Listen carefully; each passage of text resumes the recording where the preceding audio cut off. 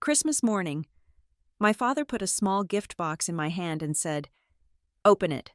The church bells chimed as the TV reported on our company's latest charity sponsorship. 10 minutes later, behind the garage door, my stepmother landed the first blow. I didn't cry. I counted the chimes and memorized every detail. At Brimley Logistics, numbers and precise moments can bring down an empire. My name is Reese Ellison. I am 31 years old, and on this Christmas morning, the world outside my father's house was a thin, brittle sheet of white, Winterfield. Our city had received a dusting of snow overnight. Not enough for charm, just enough to sharpen the edges of the world and mute its colors into shades of gray. Inside the living room, however, it was a different universe, a universe curated by Marla. The 10-foot fir tree glittered with an aggressive, professional cheerfulness, its blue and silver lights reflecting in dizzying patterns across the polished surface of the glass coffee table, the chrome legs of the furniture, and the empty champagne flute sitting beside my father. He looked tired. Thomas Ellison, founder and CEO of Brimley Logistics, a man who could command a fleet of 1,000 trucks with a single phone call, looked diminished under the oppressive glow of his own Christmas tree. The lines around his eyes were deeper than I remembered from last week. His shoulders slumped in his favorite cashmere sweater, but when he looked at me, his eyes held a familiar, weary tenderness. He pushed a small, elegantly wrapped box across the glass table. The friction was a whisper against the hum of the central heating. "For you, Reese," he said, his voice a low rumble. "Open it." Across from him, Marla, my stepmother and the chief financial officer of Brimley Logistics, smiled. It was a smile too wide, too bright, a perfect crescent of white teeth that didn't reach her eyes. Her eyes were chips of blue ice, assessing, calculating, dressed in a cream-colored pantsuit that probably cost more than my first car. She looked less like a member of the family and more like a corporate predator who had successfully infiltrated a domestic environment. "Go on, sweetie," she cooed, the sound grating against the quiet dignity of the room. I took the box. The paper was thick, expensive. I unwrapped it with the methodical precision I apply to everything, from analyzing fuel expenditure reports to parsing server logs. Inside, nestled in black velvet, were 2 items. The first was a smartwatch, but an older model, a clunky, utilitarian piece from 3 or 4 years ago. It was an odd choice for a gift, obsolete by tech standards. Beside it lay a small, heavy, old-fashioned brass key, the kind used for a safe deposit box. Tucked beneath it was a small, folded piece of my father's personal stationery. I unfolded it. The handwriting was his, slightly shaky but clear. 4 words. "For emergencies, Dad." An emergency, in our world, emergencies weren't car accidents or house fires.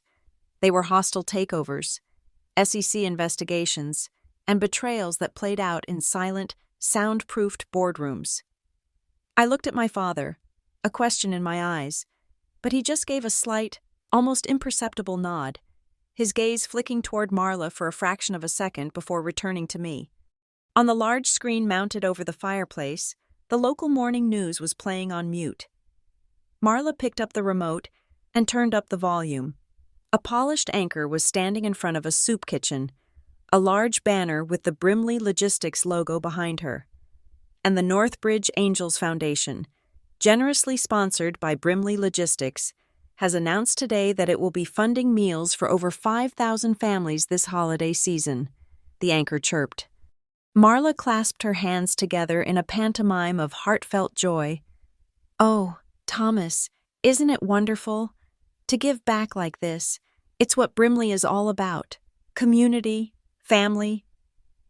She was the public face of our corporate philanthropy, the architect of the Northbridge Angels. Her face was on every brochure, her signature on every press release. She radiated a manufactured warmth that made my skin crawl. My father watched the screen, his expression unreadable. I strapped the watch to my wrist. It was heavy, solid.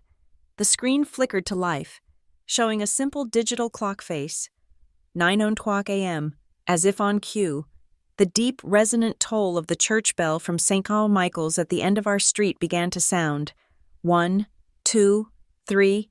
It was a sound as familiar to me as my own heartbeat, a metronome for my life in this house. 4, 5, 6. My father's voice cut through the air, low and urgent, timed perfectly with the 9th and final chime. Open it. He wasn't talking about the box anymore. I had a sudden, chilling intuition of what he meant. My thumb pressed the main button on the side of the watch. The screen changed, displaying a menu of simple icons. One of them, a microphone, was pulsing gently. The default setting on these older models, before privacy became a marketable feature, was often a one-touch voice recording activation. The microphone icon glowed a steady red. It was listening. Marla stood up, her smile tightening just a fraction. Reese, sweetie, could you give me a hand in the garage? I need to get the extra boxes of decorations down from the attic. Her voice was sweet, a layer of honey over steel. My father didn't look at her. He looked at me, and his eyes said, "Go." I followed her out of the warm, glittering living room, down the short hallway. The temperature dropped the moment she opened the door to the garage. The heavy fire door swung shut behind us, the click of the latch echoing in the cavernous space. The air was cold, sharp with the smell of gasoline, old oil, and the damp concrete floor. The only light came from a single bare bulb hanging from the ceiling, casting long, distorted shadows. She didn't walk towards the attic ladder. She turned, and the mask of festive cheer was gone. Her face was a frozen mask of fury. "You think you're clever, don't you?" she hissed, her voice low and venomous. "Poring over your little spreadsheets in your little office, thinking nobody sees you." I remained silent. I kept my breathing even. My gaze was fixed on a point just over her shoulder. "He may have built this company," she continued, stepping closer, "but I am the one holding it together. I am the one who gives it a soul, and you, with your questions and your silent judgment, you are a threat to that." Her hand came up fast. It wasn't a slap. It was a closed fist, aimed not at my face, but at my body. A brutal, punishing blow to my shoulder that sent me stumbling backward. My left elbow slammed hard into a metal tool shelf. A wrench clattered to the floor. The sharp, metallic pain that shot up my arm was a grounding sensation, a data point. The smell of rust and gasoline filled my nostrils, acrid and real. My eyes flickered upward, to the corner of the garage where the security camera was mounted. I saw it. A single, bright red blink from the indicator light. And then, nothing. The light went out. The system had been recently serviced. According to a memo Marla herself had circulated, the local storage had been reconfigured. Convenient. She hit me again, a driving shove that sent me against the cold steel of the garage door. My head connected with the metal with a dull thud. I didn't fight back. I didn't scream. That's what she wanted. A reaction. Hysteria. Something she could use, twist, and present to my father as proof of my instability. Instead, I focused. The church bells had started again. The secondary call for the 9 o'clock service. I heard the 10th chime, distant but clear, vibrating through the very walls of the house. I let my body absorb the impact, my mind detaching, observing, recording. "You will stop," she snarled, her face inches from mine, her breath misting in the cold air. "You will stop looking into things that don't concern you. You will do your job and keep your mouth shut. Do you understand me?" The 11th chime. I drew a breath, and then I spoke, my voice perfectly level, clear, and devoid of emotion. Not a scream, not a plea, but a simple, declarative statement, loud enough for the microphone on my wrist to capture with perfect clarity. The current time is 9:12 a.m. on December 25th, and the ambient temperature in this location is approximately 38 degrees Fahrenheit. It was a sentence long enough, distinct enough, to serve as an undeniable audio timestamp against the final resonant toll of the 12th bell. She froze, confusion warred with rage on her face. She had expected tears, fear. She did not expect a field report, She took a step back, her eyes narrowing, searching for the trick. But there was no trick, only facts, only data. She straightened her cream-colored pantsuit, a flicker of uncertainty in her eyes for the first time. "Get the boxes," she snapped, turning on her heel and stalking back toward the door to the house. I remained still for a long moment after the door clicked shut, leaving me alone in the cold and the quiet. I slowly raised my left wrist. The microphone icon on the watch was still glowing a steady red.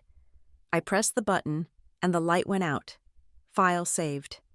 I leaned my head back against the cold garage door, the pain in my shoulder and elbow beginning to throb in time with my pulse. I thought about the gift in my hand, a gift with two parts. The old watch, a device unassuming enough to be overlooked, had just recorded a truth that could never be captured on a conveniently disabled security camera.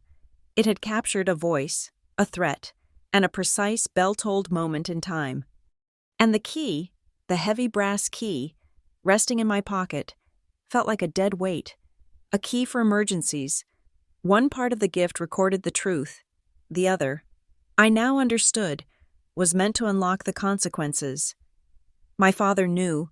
He couldn't fight her. Not anymore. But he had just given me the weapons to do it for him. The game had been played in the shadows for too long. Now, it would be played on my terms, with my data, and it would all begin with a sound file, time-stamped by the Christmas morning bells. The Brimley Logistics headquarters is an exercise in corporate minimalism, a 12-story monolith of steel and smoked glass that pierces the often gray Winterfield sky. It was designed to project an image of frictionless efficiency, of relentless forward momentum. The lobby is a vast, sterile atrium where the only sounds are the hushed clicks of Italian leather shoes on polished granite and the whisper of the silent, high-speed elevators. The air doesn't smell of people. It smells of industrial-strength coffee brewed by an unseen machine, the clean, dry scent of new cardboard, and the faint, ozonic hum of servers processing millions of data points a second. This building is not a workplace. It is a machine for moving things from point A to point B, and we, its occupants, are merely its well-compensated, interchangeable components. My stepmother, Marla Ellison, thrives in this environment. She is its queen.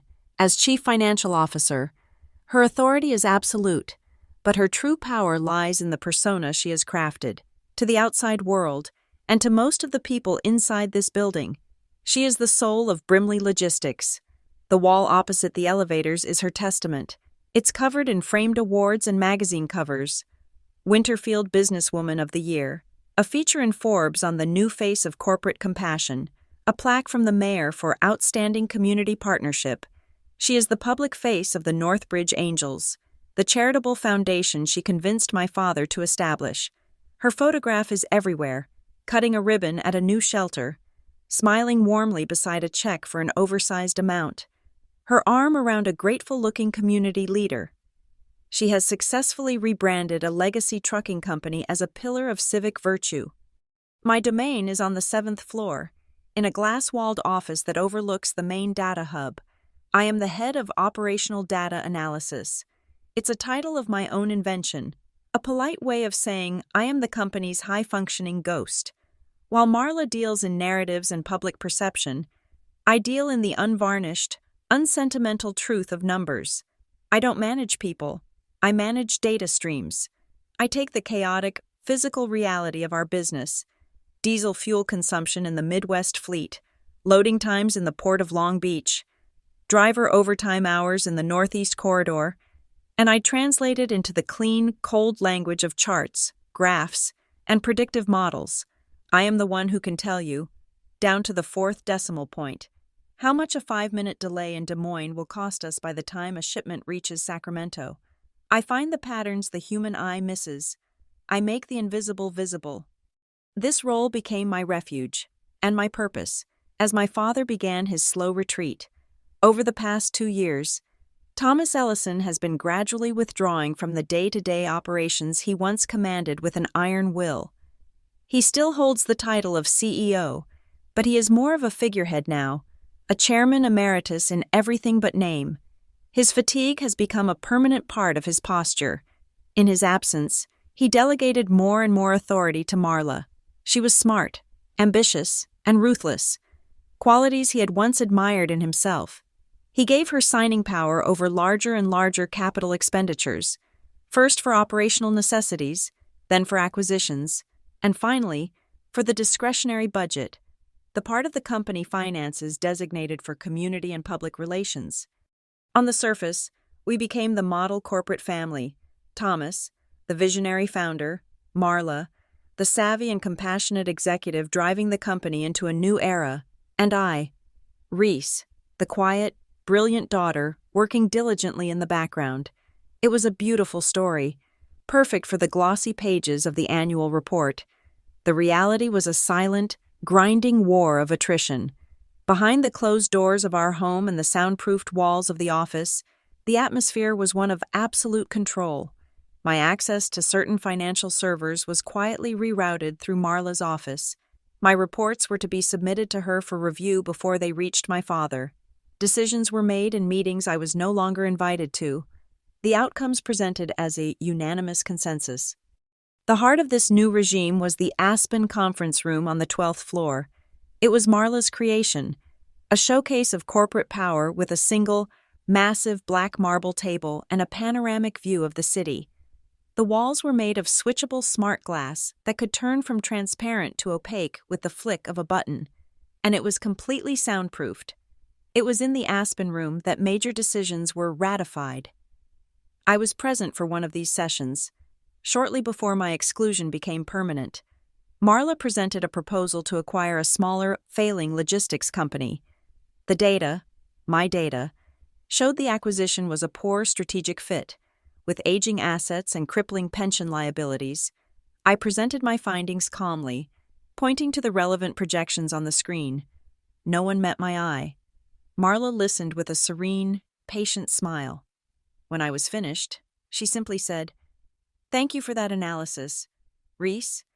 Now, I believe we are all in agreement that this acquisition aligns with our long-term growth strategy. All in favor?"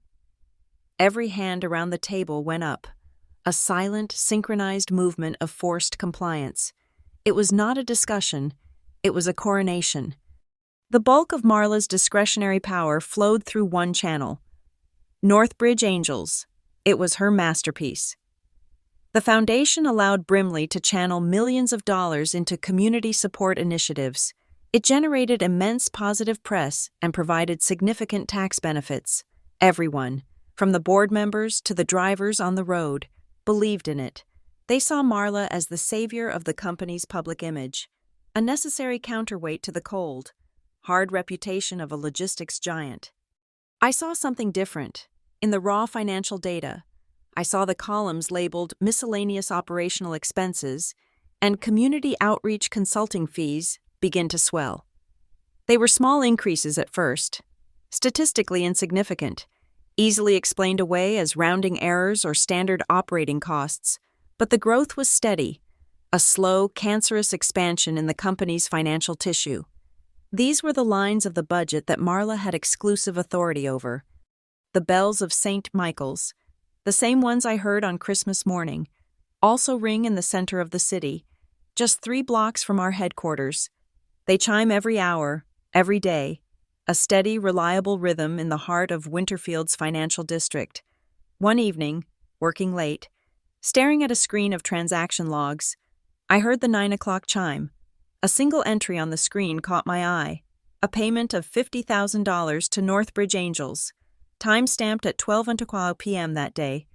An idea sparked in my mind, a hypothesis: the noon bell, a time when much of the financial world is at lunch, when oversight is at its lowest ebb.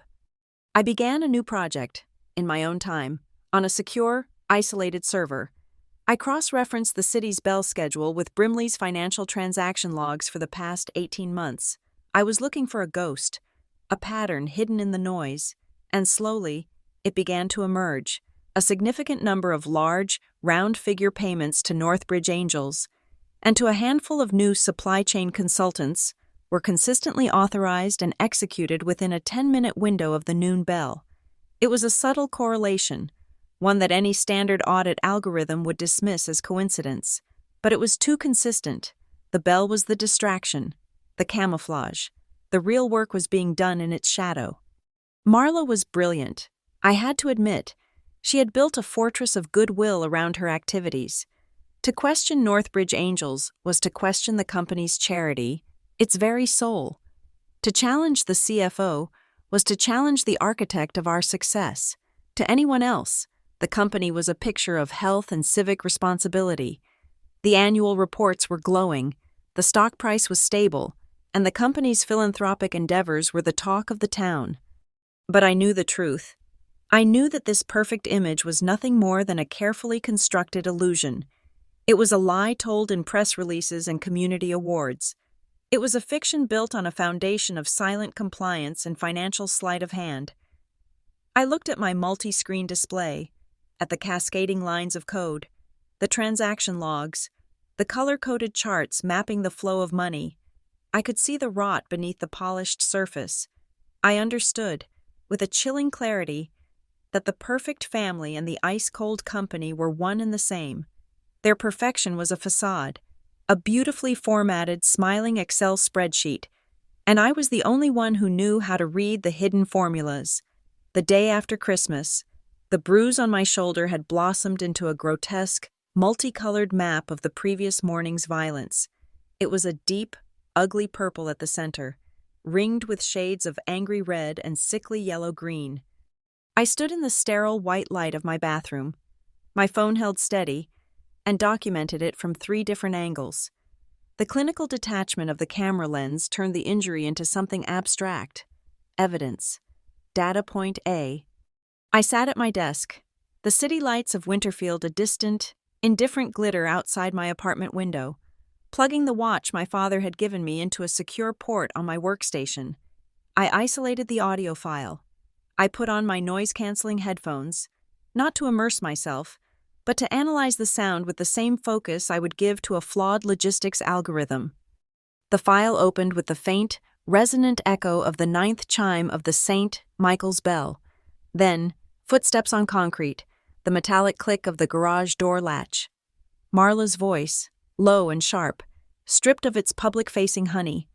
I listened past the words, to the acoustics of the space, the slight reverb. Then came the sound of the first impact, a dull, percussive thud, followed a split second later by the sharp clatter of a wrench hitting the floor. My own sharp intake of breath. The second impact, against the garage door, was a deeper, more hollow boom.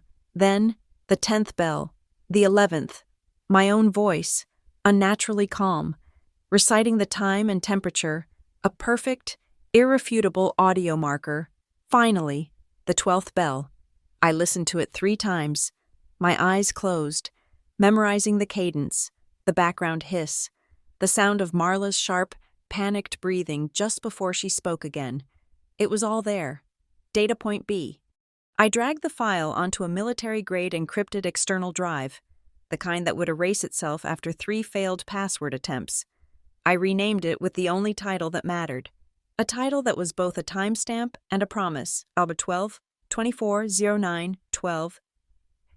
The urgent care clinic smelled of antiseptic and quiet desperation. The nurse, a kind woman with tired eyes named Patricia, gently prodded the swollen tissue around my shoulder. "That's a nasty fall," she said, her voice gentle, but her gaze sharp, questioning. "Sometimes, when we fall, we have a little help." She gestured to a pamphlet on the wall about domestic resources. "I'm clumsy," I said, my voice flat, offering no room for discussion. I tripped over some storage boxes in the garage.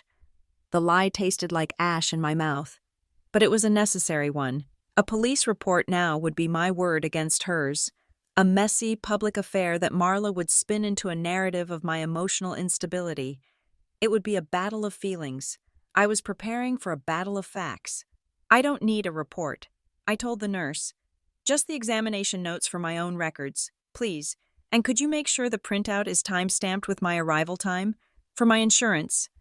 She nodded, her expression a mixture of professional resignation and pity. I didn't want her pity.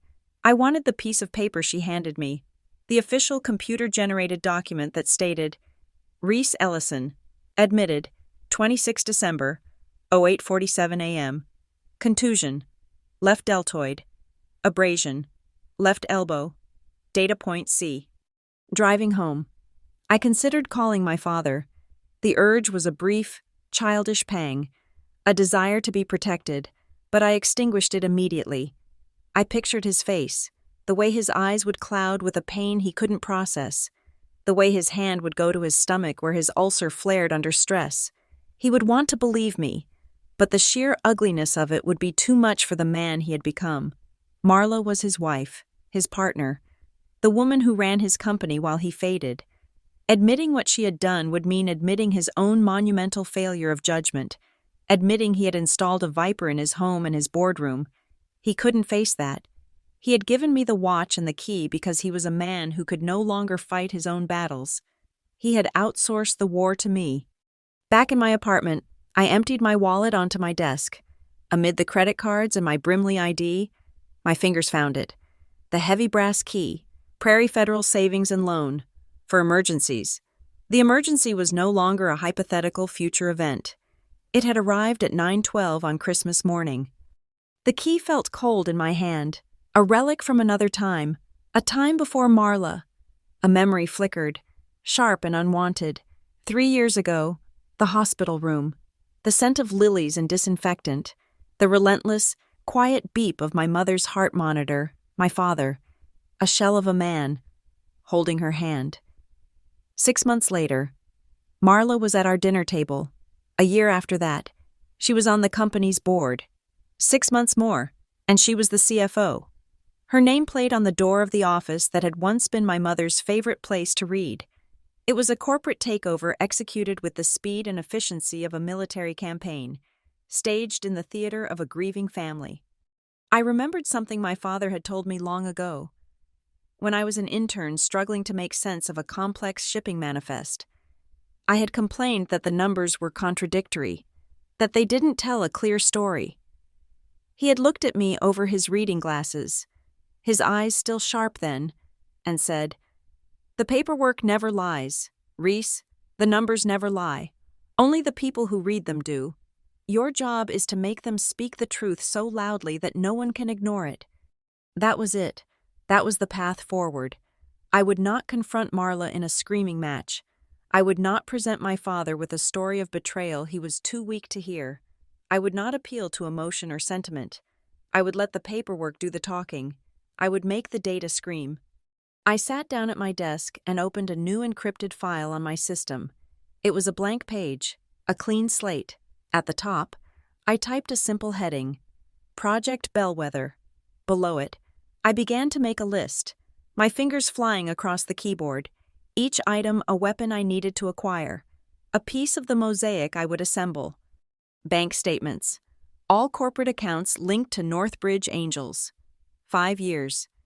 Tax filings. Brimley corporate returns and Northbridge 990 PF forms. Cross-reference donation schedules. Payroll records. Full payroll ledger. Isolate all project-based or consultant employees approved by M. Ellison. Charity ledgers. Detailed internal accounting of all Northbridge disbursements. Recipient verification. Expense reports. All executive travel and entertainment submissions from the CFO's office. Vendor contracts. Focus on new suppliers approved in the last 24 months with expedited payment terms. The list grew, a roadmap to the heart of her empire. Each line item was a thread. I would pull them, one by one, until the entire tapestry unraveled. I leaned back, the chair creaking in the silent apartment. I looked at the bruise in the reflection of the dark monitor, at the encrypted file containing a threat, at the time-stamped hospital report. I held the cold brass key in my fist, a promise formed in my mind, a silent vow as solemn as any I would ever make. There would be no more shouting in cold garages. There would be no drama, no tears, no accusations. There would only be the truth, cold, hard, and undeniable. delivered on a schedule of my own making, punctual as a bell. My work began in the quiet hum of the servers, the week between Christmas and New Year's, when the Brimley Logistics headquarters was a ghost ship. The skeleton crew on duty barely registered my presence. I was the ghost in the machine, and in the silence of the 7th floor, I went hunting. Project Bellwether started not with the charity, but with diesel fuel. It was my native language. I built a query to cross-reference fuel card purchase logs against the GPS data from our fleet's onboard telematics. I was looking for small discrepancies, the kind that signal minor fraud. A driver filling up a personal vehicle, for instance. For 2 days, I found nothing but standard, acceptable deviations. Then I narrowed the search parameters, filtering for transactions that occurred on the same dates as large, non-payroll disbursements from Marla's discretionary budget. Suddenly, a pattern bloomed on my screen, a beautiful, terrible flower of data. On 12 separate occasions over the past year, our logs showed a tanker truck from our Western fleet, say Unit 734, refueling at a designated station in Nevada, but the truck's GPS data, time-stamped to the exact same minute, placed Unit 734 200 miles away, idling in a depot in Southern California. The fuel purchase was a ghost, a digital fiction, and each of these phantom transactions, totaling tens of thousands of dollars in fuel that was never pumped, occurred within an hour of a significant donation being wired from Brimley to the Northbridge Angels Foundation. It was a classic shell game, siphoning operational funds under the cover of a charitable act. With the first thread secured, I pulled another. I pivoted to real estate.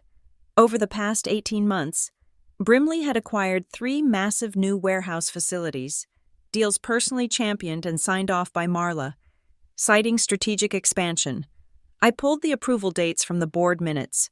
Then I mapped them against the Northbridge disbursement calendar. The correlation was immediate and sickeningly clear. A week before the board voted on the lucrative Phoenix warehouse contract, Northbridge made a $100,000 donation to a small, obscure Arizona community arts program. 2 weeks before the ink was dry on the Dallas facility, a massive educational grant was wired to a Texan youth center. These weren't just donations, they were grease payments, sweetening the pot and generating local goodwill to ensure the deals went through without a hitch, all under the unimpeachable banner of corporate charity. The suppliers for these new facilities were the next target. Marla had insisted on using a slate of new, local vendors for everything from security systems to pallet racking. Their invoices were always paid with remarkable speed. I pulled the corporate filings for the 3 primary vendors, Apex Secure Solutions, Iron Mountain Logistics Outfitters, and Trinity Metro Shelving. On paper, they were separate entities, but when I ran their federal tax identification numbers, my system flagged an anomaly. They were registered to the same PO box in a strip mall in Wilmington, Delaware. 3 companies, 3 contracts worth millions, all leading back to a single, anonymous mailbox.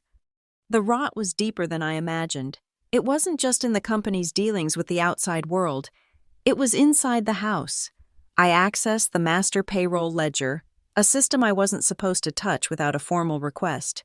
But my high-level sysadmin privileges, granted by my father years ago, had never been revoked. I filtered for employees assigned to special projects, a vague designation Marla had created. A list of 20 names appeared. They were all attached to a remote cross-docking facility in rural Ohio, a facility under Marla's direct P&L responsibility. I cross-referenced the names against our other systems. None of them had a corporate email account. None had a security badge that had ever been swiped for entry. None had ever logged into our network. They were ghost employees. 20 phantom workers receiving very real paychecks, authorized month after month by a single signature, Marla Ellison.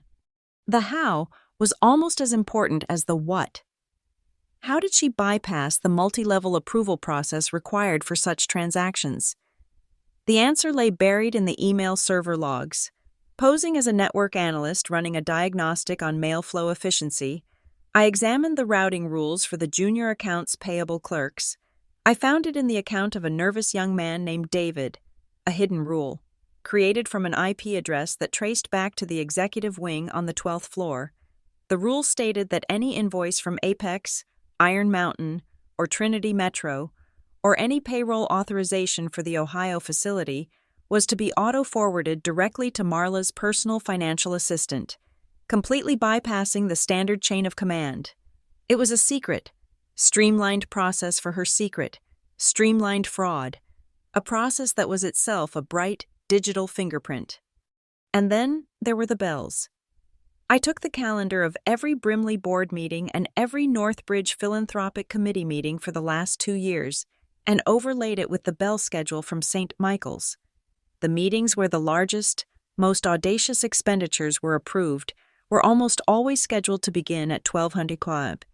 The noon bell, in the heart of the financial district, it was a moment of ambient noise, of people leaving for lunch, of decreased attention.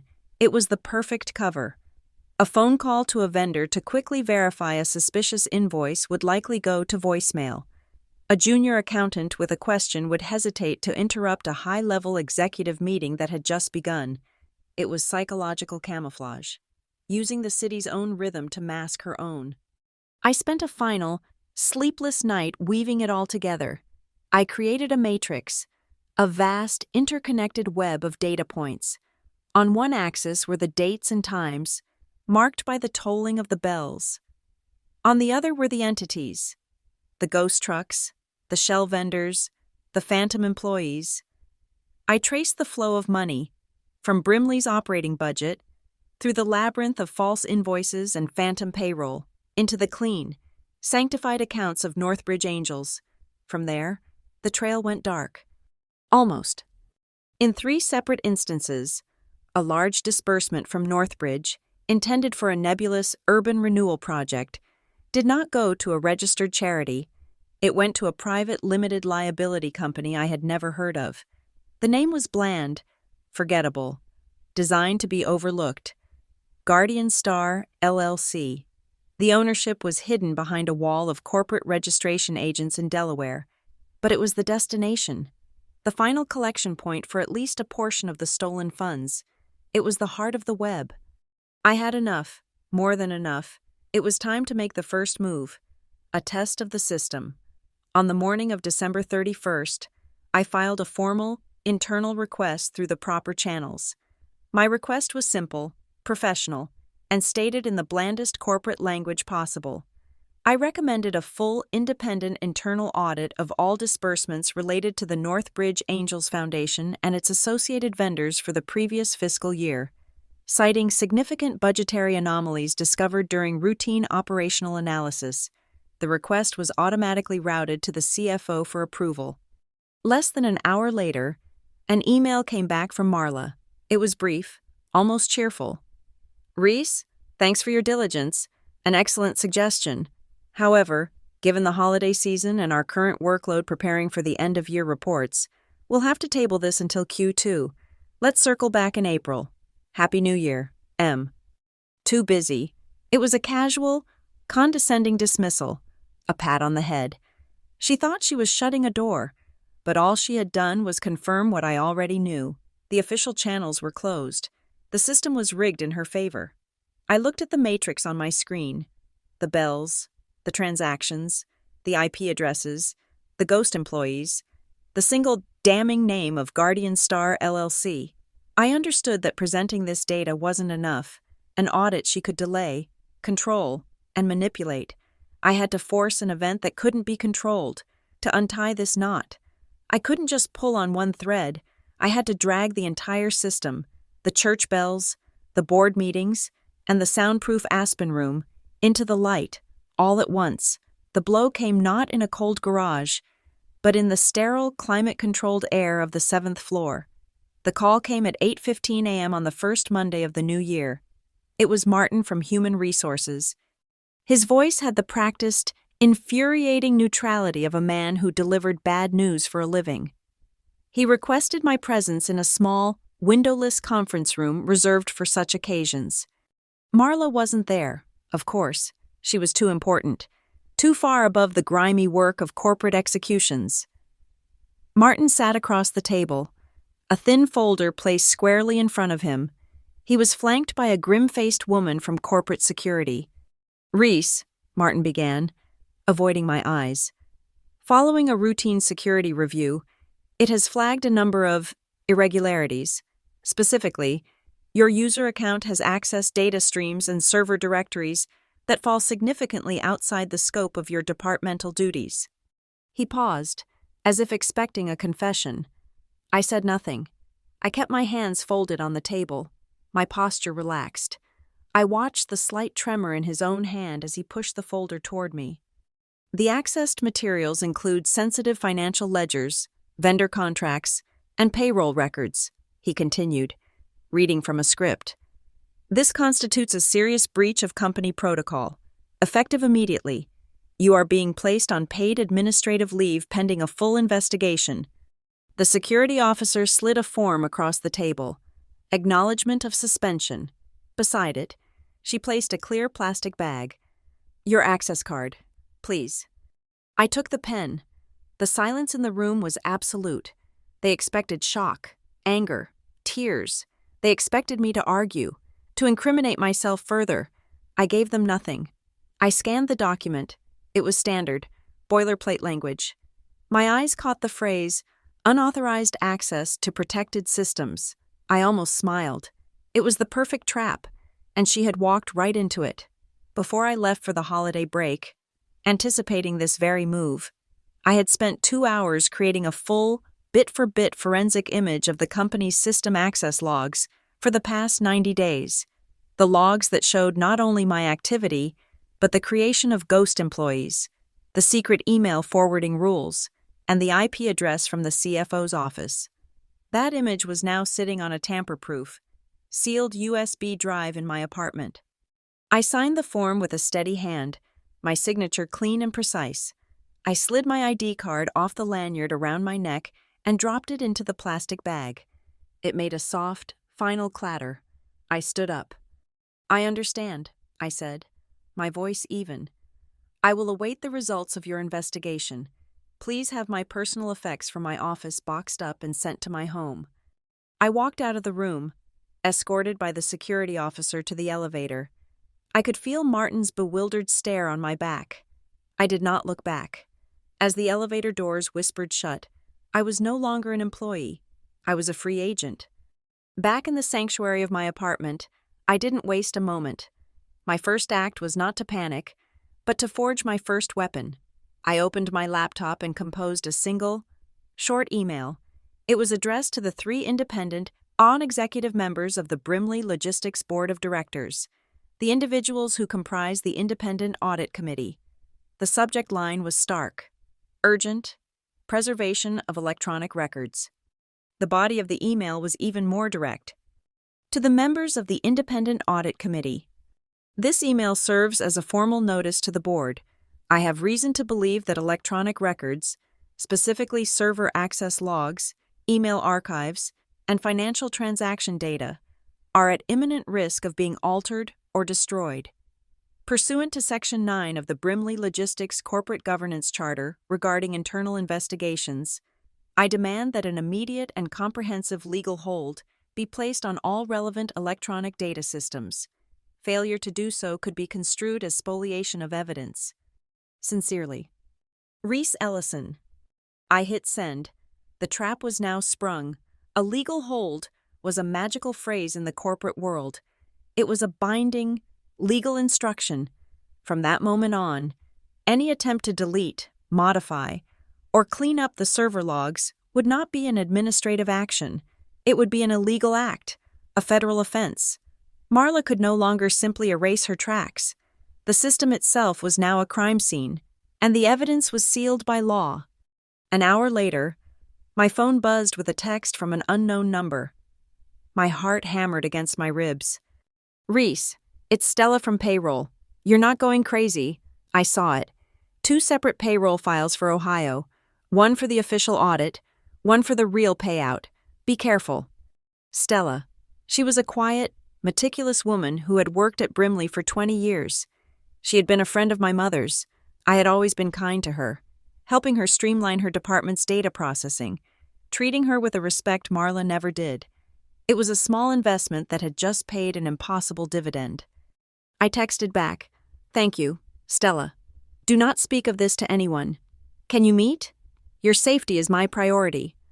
We agreed on a location: the Liberty Diner, a noisy, anonymous place 3 blocks from the office, right across from St. Michael's Church. We would meet at 11:55 a.m.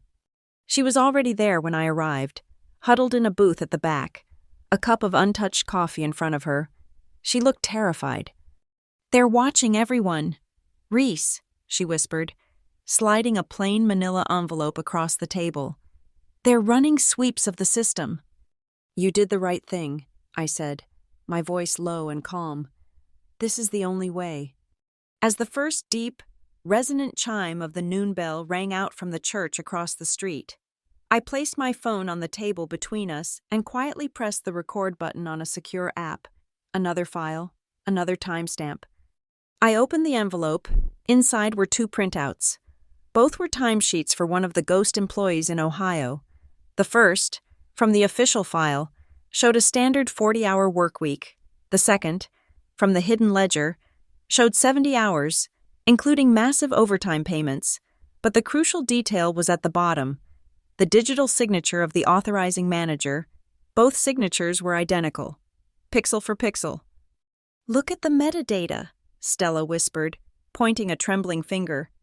I printed the signature properties, 2 different documents, 2 different payroll amounts, but the digital signature certificate, it's the same one, generated on the same device, at the same second. One was copied and pasted. It's forgery. It was the smoking gun, hard proof of a 2-tiered accounting system, created to siphon money through inflated overtime to employees who didn't exist. I put the papers into my bag. "Stella, you are going to take a week of sick leave. Starting now, turn off your work phone. If anyone asks, you have the flu. You have done more than enough." She nodded, relief flooding her face. She scurried out of the diner, leaving me alone in the booth as the last of the 12 bells faded. That evening, as I was mapping out my next move, my personal phone rang. The screen displayed a single word: blocked. I hesitated, then answered. The voice on the other end was distorted, low and raspy, like gravel being dragged over concrete. "You're looking in the right place," the voice said, without preamble, "but you're missing the destination." "Who is this?" I asked, my blood running cold. "A friend of your father's. The old man knew something was wrong but couldn't pin it down. Guardian Star LLC. It's the washer. It cleans the money. But the key he gave you, it isn't for the company. Ask Prairie Federal." The line went dead. I stood in the center of my living room, the city lights painting stripes on the floor. Guardian Star, Prairie Federal, the key. My hand went to my coat pocket, and my fingers closed around the cold, heavy brass key. For the first time, it didn't feel cold. It felt hot, almost alive, a burning weight of purpose in my palm. A slow smile spread across my face. Marla thought she had thrown me out into the cold. She thought she had silenced me, caged me. She hadn't. She had unshackled me. Being suspended, being locked out of the system, was the greatest gift she could have ever given me. It gave me time. It gave me a legitimate alibi. And it gave me the freedom to work from the outside, to follow the trail of crumbs she had left. A trail that now led not to a server log, but to a physical place, to a bank, to a lock, to whatever emergency my father had foreseen. Prairie Federal Savings and Loan was an institution from another era. Its facade was gray limestone, its doors heavy bronze, its lobby a cavern of marble and dark wood that smelled faintly of old paper and floor polish. It was the antithesis of the Brimley Logistics headquarters, a place built not for speed, but for permanence. It was a place where secrets could be kept. The vault manager was a man named Mr. Abernathy, a relic himself, with a crisp suit and a demeanor of impenetrable discretion. He led me from his office, through a circular steel door a foot thick, and into the vault itself. The air grew cold, still, and silent. the only sound the soft click of his shoes on the polished floor. We stopped in front of a wall of gleaming stainless steel doors. He indicated a small one at eye level. Number 47. 2 keys are required, as you know, Ms. Ellison, he said, his voice a practiced, respectful murmur. He inserted the bank's master key. Yours, please. I slid the heavy brass key my father had given me into the second lock. It turned with a satisfying, solid click. Mr. Abernathy pulled open the door, revealing a long metal box. And the password for our records? I didn't hesitate. I had known it my entire life. October 15th, 1985, my parents' wedding anniversary. Abernathy gave a slight, formal nod and retreated, leaving me in a small, private viewing room furnished with a single table and chair. The silence was absolute. I placed the metal box on the table and lifted the lid. There was no money, no jewelry, no bearer bonds. There was only paper. On top lay a thick, professionally bound document. The cover read, Prenuptial Agreement between Thomas Ellison and Marla Stevens. Beneath it was a simple, sealed manila envelope. My hands were steady as I opened the legal document. I skipped the standard clauses about division of assets and property. I was looking for something else, though I didn't know what. My eyes scanned the section headings until one jumped out.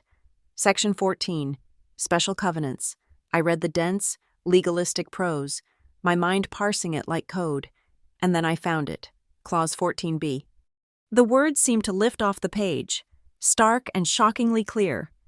In the event of documented physical violence, as substantiated by medical or audio-visual records, perpetrated by Party B, Marla Stevens, against the dependent child of Party A, Thomas Ellison, all stock voting rights associated with Party A's controlling interest in Brimley Logistics shall be immediately and temporarily transferred to said dependent child, Reese Ellison, for a period not to exceed 90 days, pending a full review by the independent members of the Board of Directors.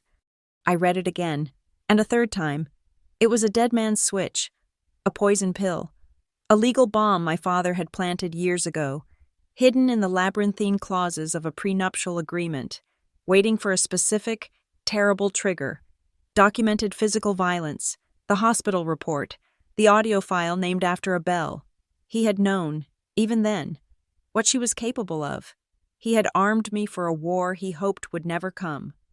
My breath caught in my throat. I carefully placed the document on the table and picked up the sealed envelope. My name was written on the front in my father's familiar, slightly shaky script. I tore it open. Inside was a single sheet of his personal stationery. Reese, if you are reading this, it means I failed. It means I was too slow, or too weak, to stop what I should have seen coming. For that, I am sorry. More sorry than you will ever know. I put this in place as a last resort, a final firewall to protect you and the company I built. Do not confront her. Do not appeal to me. Do not make it a matter of emotion. You are better than that.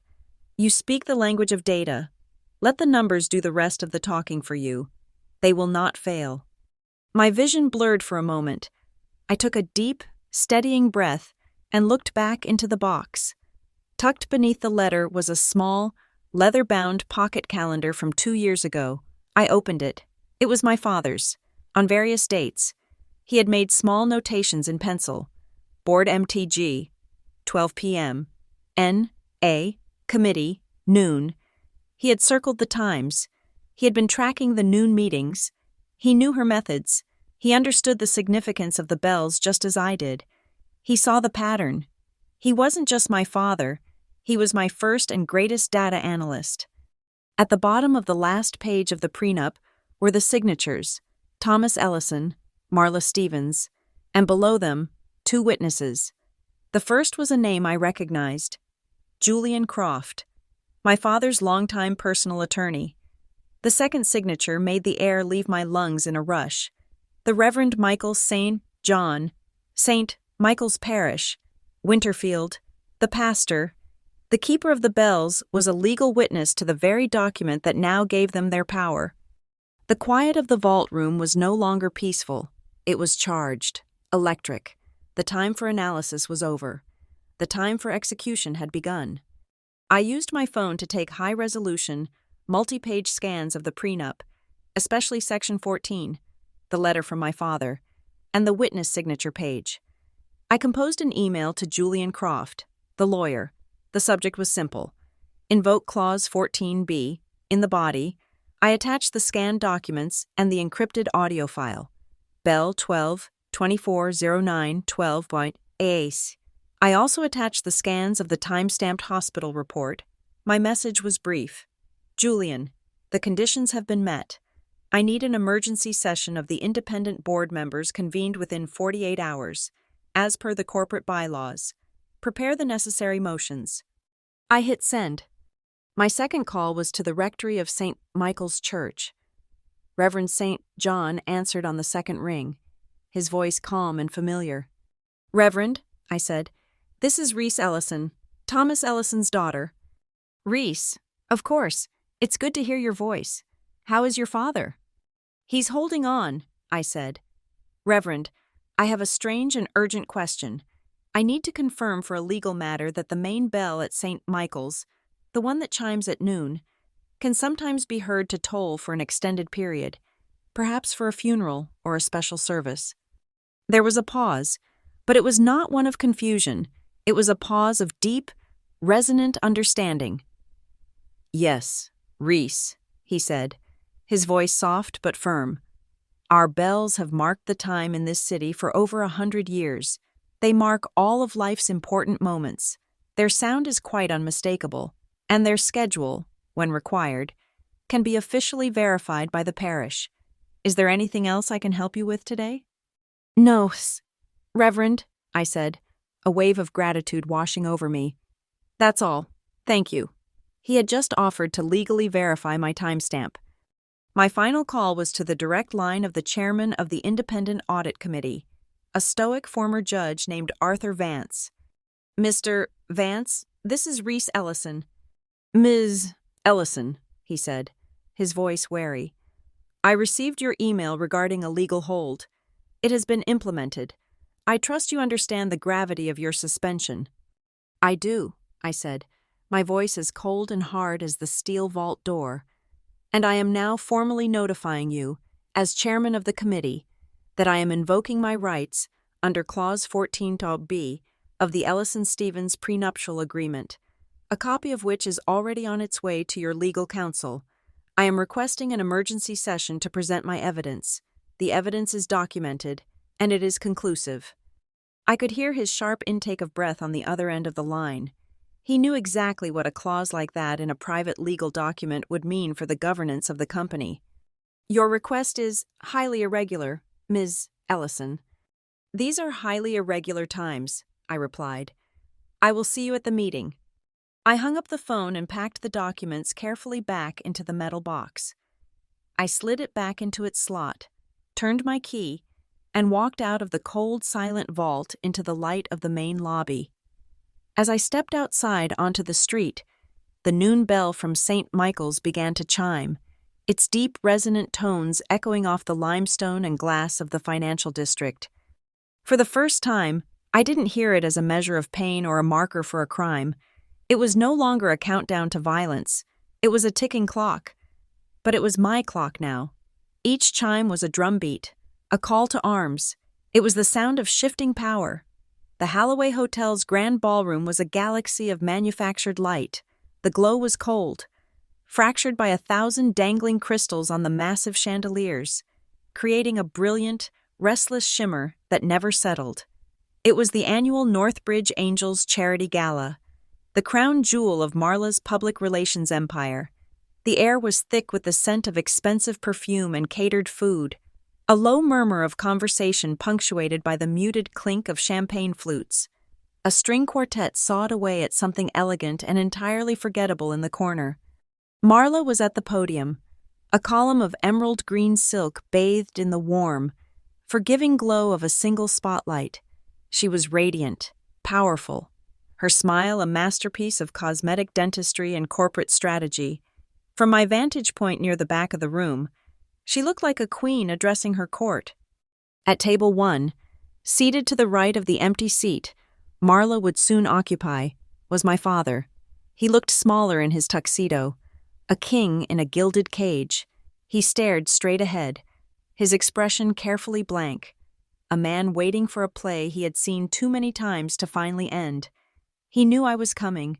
I had told him only that I would be attending, and the look in his eyes when I said it was one of weary, sorrowful resignation. He would not intervene. I had slipped through a side entrance, my name on the guest list under a simple, expected heading. Family. I wore a simple black dress, the fabric unadorned, the cut severe. It was armor, not adornment. On my wrist, looking clunky and out of place amidst the glitter of the gala, was the old smartwatch. My thumb found the side button as I surveyed the room. The small microphone icon glowed a steady, reassuring red. My phone vibrated in my clutch, a text from Stella, the signal. I opened it under the cover of a large floral arrangement. The message was just 2 lines of text, but they were a match thrown on a trail of gasoline. It just posted, payroll authorization for Angel's Holiday Project, $75,000, approved by M.E., timestamp 1910. During her own party, the audacity of it was breathtaking. She was so confident, so insulated by her own narrative of compassion that she was stealing from the company in real time, while the city's elite applauded her for her generosity. I made my way slowly, deliberately, along the edge of the ballroom toward the large projection screens flanking the stage. The AV technician, a young man in a rumpled black polo shirt, was monitoring a laptop. I approached him with a polite, apologetic smile. "Excuse me," I said, my voice pitched just loud enough for him to hear. "Reese Ellison, I'm with the board. I have one slide that needs to be added to the end of the presentation loop, a last-minute transparency addendum." He was flustered, eager to please. "Oh, sure, Ms. Ellison, do you have it on a drive?" I produced the USB from my clutch. It was a simple, black flash drive, indistinguishable from 1,000 others, but it held the digital equivalent of a stick of dynamite. It contained only 2 files, a simple, stark image file I had created, and a folder containing the court-admissible forensic image of the system logs. He took the drive, plugged it in, and with a few clicks, added my file to the sequence. "It's set to appear last in the loop," he said. "I can trigger it manually if you tell me when." "Thank you," I said, my eyes fixed on the stage. "Just keep the laptop open. I'll let you know." I remained standing there, near the warmth of the audio-visual equipment, a ghost at the feast. I watched as Marla finished her introductory remarks, her voice a symphony of sincerity. She spoke of hope, of community, of the Brimley family's unwavering commitment to the people of Winterfield.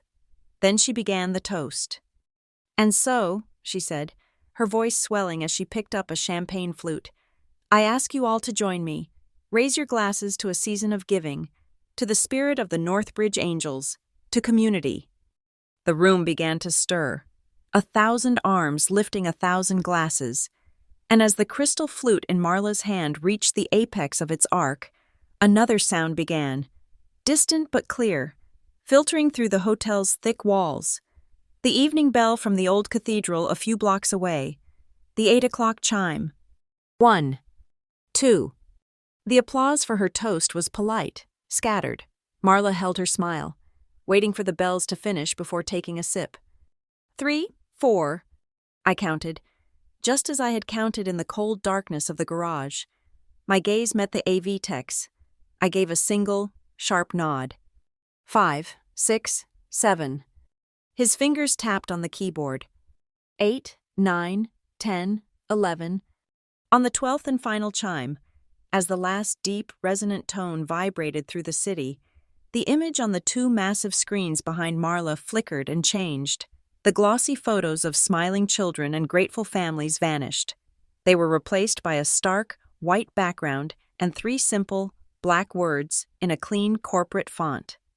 Recipient, Guardian Star LLC. The string quartet faltered, a violin squeaking in protest, A confused murmur rippled through the ballroom. The MC, standing by the side of the stage, looked at his notes in a panic. Marla's smiling face, projected on the screens in a live feed, was now framed by those 3 words.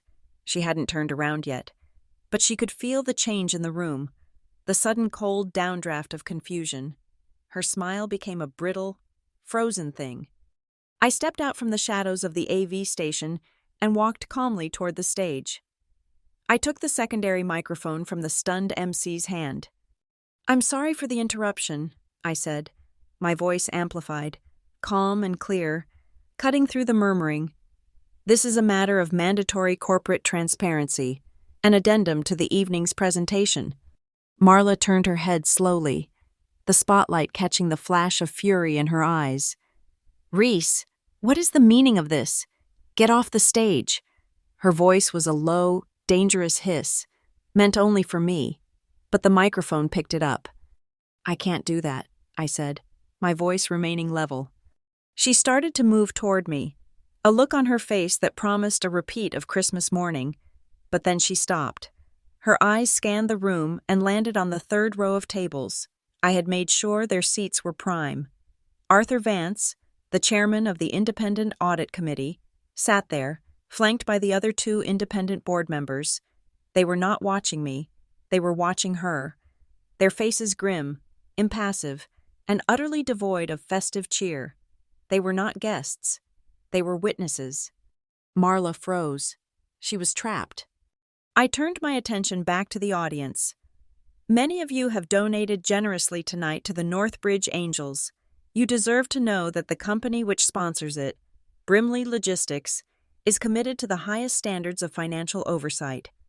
I held up my phone, connecting it to the AV system via a small adapter I had ready in my hand. "A question has been raised internally about certain disbursements. To establish a verified timeline for the investigation, I need to submit into the record an audio file.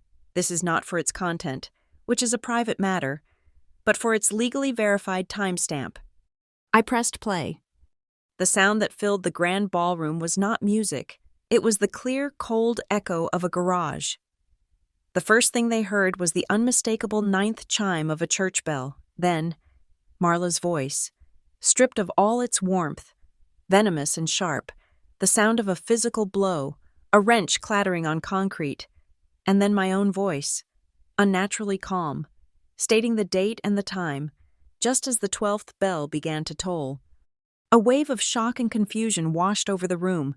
They didn't understand the context of the violence, the relationship, the history. They didn't need to. It was ugly, jarring, and deeply unsettling, but the confusion on the faces of the city's elite was irrelevant. I looked back at the 3rd row. On the faces of Arthur Vance and the other committee members, there was no confusion. They understood exactly what they had just heard. They had the prenup, they had the hospital report, and now they had just heard an audio file, a piece of evidence that I had publicly tied not to a family squabble, but to a financial investigation. I had just started the 90-day clock in the most public way imaginable. There was only the grim, cold light of understanding in their eyes, and in this room, theirs were the only faces that mattered. The Aspen conference room at 8 a.m. was a chamber of pressurized silence. The soundproof glass walls, currently opaque and gray, sealed us in. 12 floors below, the city of Winterfield was waking up. But in this room, time was frozen. Marla sat opposite me, her face a mask of defiant indignation. Flanked by her own lawyer, my father was at the head of the long marble table, looking at no one, a ghost presiding over his own abdication. At the far end sat the 3 independent directors of the audit committee, their faces impassive, judicial. I sat beside my counsel, Julian Croft. The meeting was convened not by my father, but by Arthur Vance, the committee chairman. His voice, when he spoke, was dry as parchment. "This emergency session has been called pursuant to a formal request by Ms. Reese Ellison, citing corporate bylaws and a private legal instrument. Mr. Croft, you may begin." Julian Croft, a man whose calmness was his greatest asset, stood, He did not raise his voice. He simply opened a leather-bound folder. On behalf of my client, I am here to formally invoke Clause 14, subsection B, of the prenuptial agreement executed between Mr. Thomas Ellison and Ms. Marla Stevens, dated June 12, 3 years prior. With the committee's permission, I will read the relevant passage into the record. Vance nodded. In the event of documented physical violence, Croft read, his voice clear and measured, as substantiated by medical or audiovisual records, perpetrated by Party B against the dependent child of Party A. All stock voting rights associated with Party A's controlling interest in Brimley Logistics shall be immediately and temporarily transferred to said dependent child, Reese Ellison, for a period not to exceed 90 days. He paused, letting the words settle in the sterile air. We are here today to present evidence that the conditions for this clause have been met. He looked at me. It was my turn. I submit into evidence 3 items to substantiate the claim, I said, my voice steady. My hands did not shake as I slid a folder across the table to Vance. Exhibit A, a medical report from the Winterfield Urgent Care Clinic, timestamped December 26th, detailing contusions consistent with blunt force trauma. Exhibit B, a series of photographs of the injuries, taken the same day, and Exhibit C, an audio file, previously played for the committee, which has been forensically verified by an independent firm. They confirm the file is unaltered and contains the audible chimes of the St. Michael's church bell, providing a precise and verifiable timestamp for the event. Marla's lawyer shot to his feet. Objection. This is a private family matter, a disgusting attempt to leverage a personal dispute for corporate gain. It has no place in this boardroom. Vance held up a hand. Your objection is noted. However, the prenuptial agreement, which your client signed, makes it a governance matter. Please proceed. Ms. Ellison. The initial evidence satisfies the conditions of Clause 14, I continued, my gaze unwavering. However, the motive for the assault is directly tied to a larger issue of financial malfeasance which I had begun to uncover. To that end, I would like to call on the findings of the forensic IT team, commissioned by this committee under the legal hold I requested. Vance nodded to a man sitting quietly against the wall.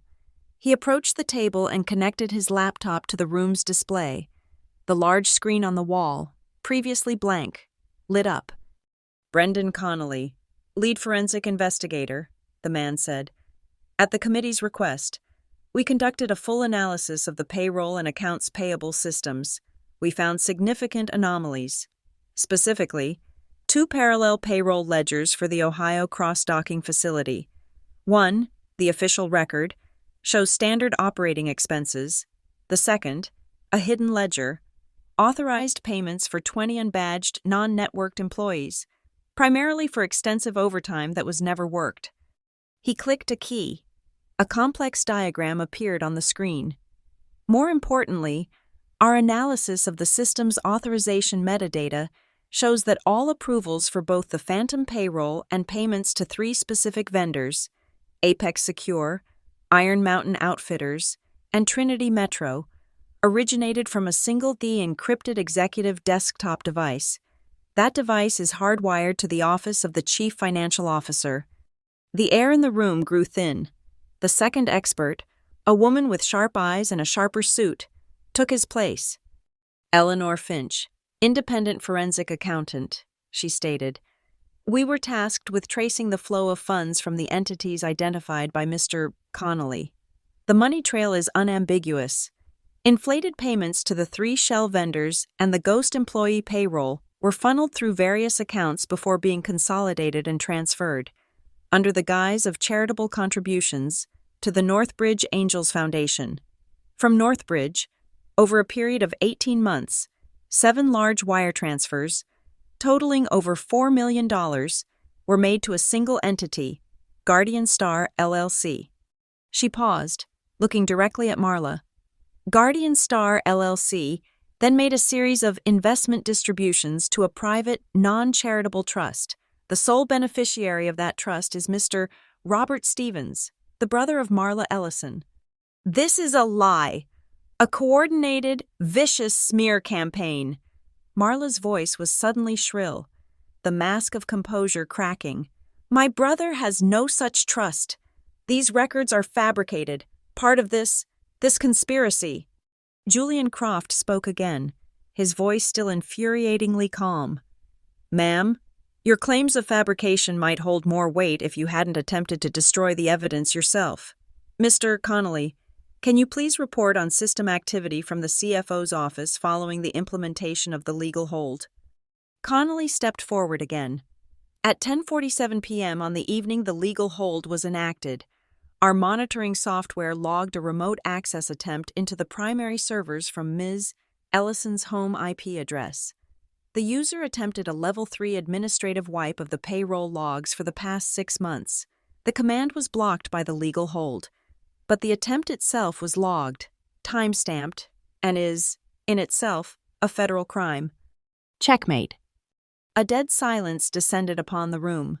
Marla stared at Connolly, her face pale, the fight draining out of her.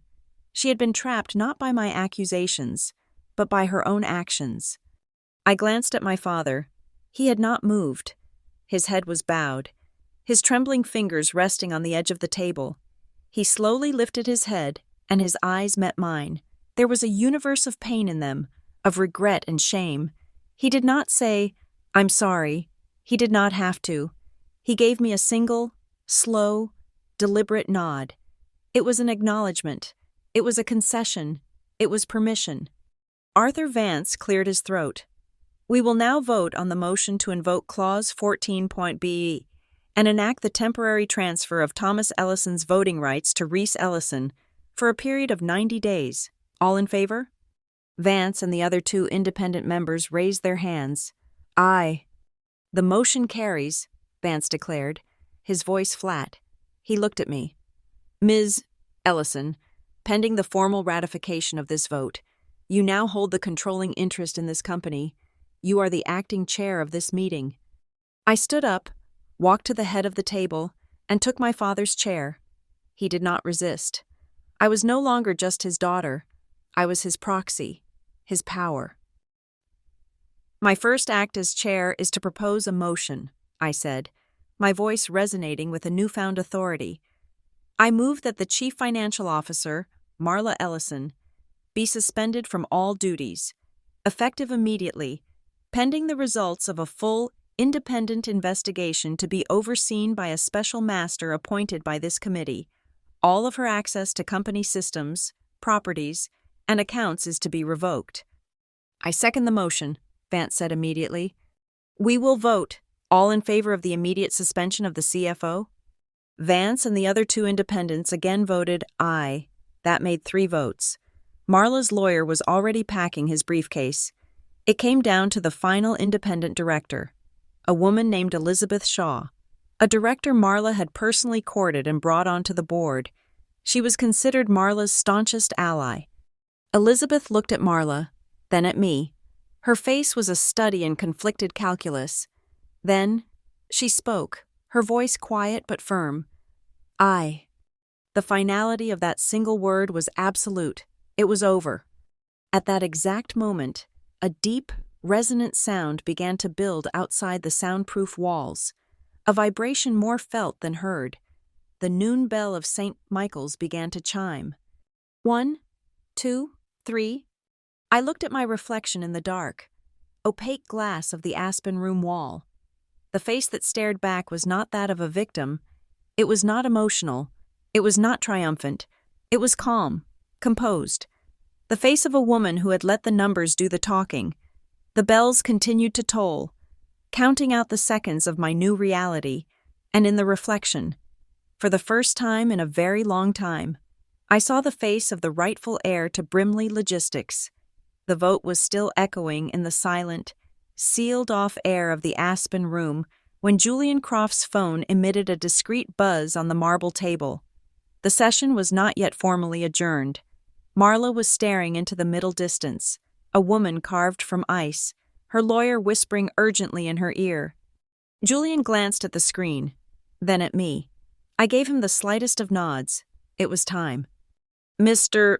Vance, Julian said, addressing the chairman. Forgive the interruption, but I have just been contacted by Sarah Jenkins from WFTV Financial News. They've received an anonymous tip regarding a major leadership transition at Brimley and are preparing to run a story on the future of the Northbridge Angels Foundation. They are requesting an immediate comment to avoid market speculation when trading opens. Marla's head snapped up. A camera. A reporter. This was her arena. A flicker of the old, predatory light returned to her eyes. Her lawyer immediately saw the opening.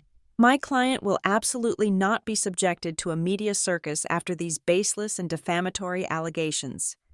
On the contrary, I said, my voice cutting through his protest. I looked at Vance. As acting chair, I believe it is incumbent upon us to control the narrative immediately.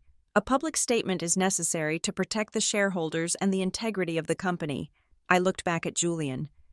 Tell Ms. Jenkins I will grant her an exclusive 3-minute interview. A triumphant smirk touched Marla's lips.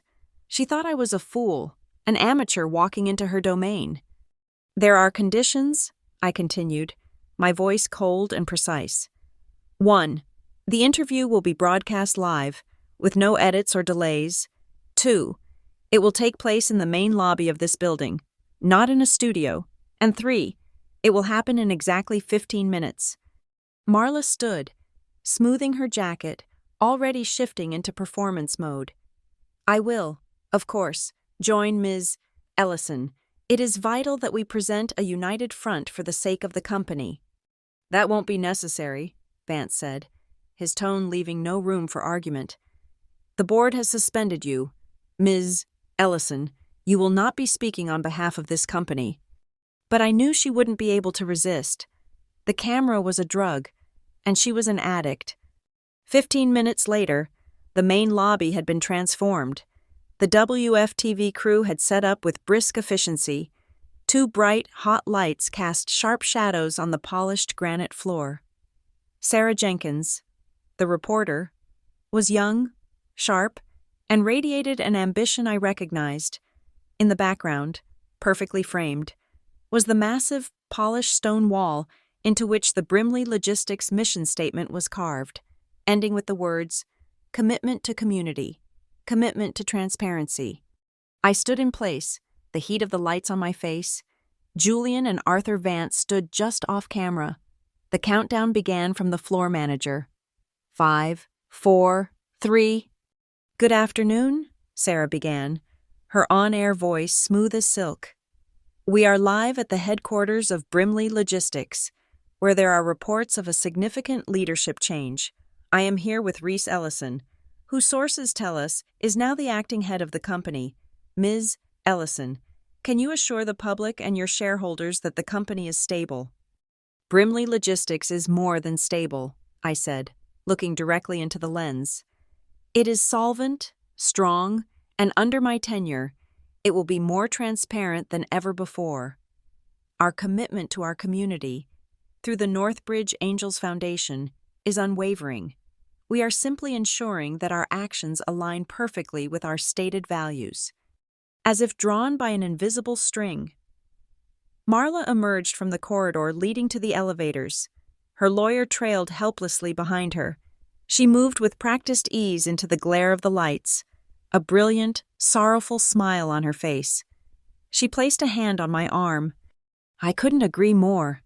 Reese, she said, her voice rich with false emotion, expertly finding the lavalier microphone on my dress. What Reese is so capably leading us through is a reaffirmation of our core vision. I have every confidence in her ability to guide us into this new chapter of community partnership. She was brilliant. She was framing a hostile takeover as a gentle passing of the torch, with her as the gracious, elder stateswoman. Sarah Jenkins didn't miss a beat. She turned to me, her expression a perfect mask of journalistic inquiry. Ms. Ellison, you mentioned increased transparency. In that spirit, a name has surfaced in some of the Foundation's public filings that has raised questions. Can you tell us? Who or what is Guardian Star LLC? The question landed in the bright, hot silence. Marla's smile froze on her face. Her hand, still on my arm, tightened its grip. I didn't answer the question directly. Instead, I reached into the slim leather portfolio I was holding. I pulled out a single sheet of paper. It was a printout of the Delaware corporate registration for Guardian Star LLC. I held it in front of me, angled so that Marla could see it, but the camera could not. Her eyes darted down to the paper. She saw the name of the LLC's sole registered beneficiary, Robert Stevens, her brother. The blood drained from her face, the PR mask shattered, replaced by raw, cornered panic. "This is a private corporate document," she hissed, her voice a venomous whisper. "This is not for public." Her self-control snapped. Her hand shot out, not to my arm this time, but to snatch the paper from my grasp. It was a desperate, unthinking movement. I turned my body slightly, a practiced, almost imperceptible pivot. Her hand missed the paper, the knuckles of her right hand, propelled by rage and panic, slammed directly into the still tender, still discolored bruise on my left shoulder. I didn't cry out, I didn't stumble, but the camera, in a tight close-up, caught it all. The aggressive, physical contact, the way my body absorbed the impact, and the involuntary, sharp wince of pain that flashed across my face for a fraction of a second before my mask of composure slammed back into place. The live feed had just broadcasted a moment of subtle, undeniable violence. Marla froze, her hand hovering in the air, realizing what she had done, what a million people had just seen. I lowered the paper. I did not look at her. I looked directly into the camera, into the eyes of the board, the shareholders, the city.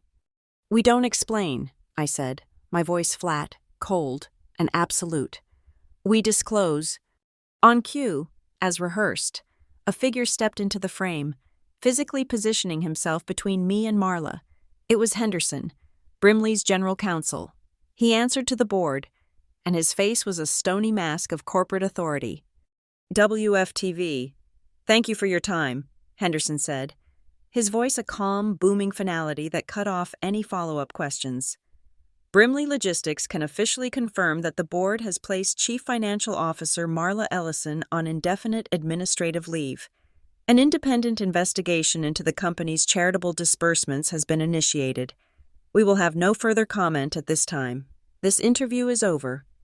Sarah Jenkins, knowing she had just captured the corporate scoop of the year, simply said, "Thank you, Mr.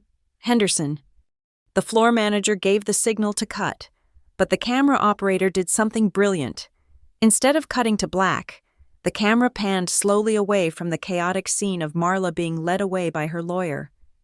Past my own still, composed face, it zoomed in, tight and deliberate, on the mission statement carved into the granite wall behind me. As the final words, "Commitment to transparency," filled the screen, a new graphic, provided by my team, faded in at the bottom of the broadcast. For a full public ledger of Northbridge Angels transactions, visit brimleylogistics.com/transparency. The URL was live, the data was public, the truth was out. In the sudden, quiet aftermath, as the crew began to break down the lights, I pulled out my phone. The Brimley stock, BLGX, had taken a sharp 10-point dive the moment the interview began. Now, as the market processed the news, not just a chaotic coup, but a decisive action, a commitment to transparency, and the removal of a corrupt officer, the ticker was stabilizing. It was beginning to inch back up. The narrative was contained. The cancer had been excised with surgical precision on live television. The company would survive, it would be stronger, and it would be mine. The hot glare of the television lights was gone, but a phantom warmth still radiated in the lobby, a lingering ghost of the recent, brutal exposure. The air, once electric with tension, was now heavy and still, the silence profound. The news crew had packed up with an almost predatory speed, leaving behind only the faintest scuff marks on the polished granite and the lingering, metallic scent of hot equipment. The great hall, designed to impress visitors with its scale and power, now felt like a vast, empty stage after the play had reached its violent, abrupt conclusion. I stood alone in the center of it all, in the floor-to-ceiling smoked glass walls that faced the city. My reflection stared back at me, a solitary figure in a simple black dress, stark against the afternoon light. On my wrist, the clunky, old-fashioned smartwatch my father had given me was just a watch now. Its screen was dark. Its secret work was done. I had disabled the recording function the moment the camera light went off. Its purpose had been fulfilled. It was a relic now, a piece of a past that had ended only minutes ago. There was no feeling of triumph, no surge of adrenaline-fueled victory. There was only a great, hollowed-out calm.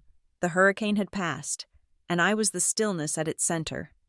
I heard the soft, hesitant scuff of leather shoes approaching from behind. I didn't need to turn to know who it was. The footsteps were heavy, weighed down by years of regret and indecision. My father stopped a few feet behind me, and for a long moment, we both just stood there, staring at our separate reflections in the glass. The space between us was a chasm filled with all the words that had never been said, all the actions that had never been taken. He cleared his throat, a small, rough sound in the cavernous silence. But no words came. There were none that would fit the moment. "I'm sorry" was too small. "Thank you" was too cheap. "I love you" was a truth for another time, another place.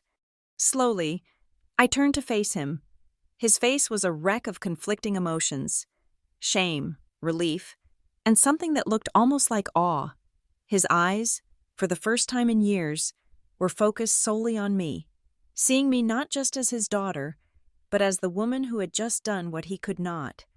I reached into the pocket of my dress and my fingers closed around the heavy, cold brass of the safe deposit box key.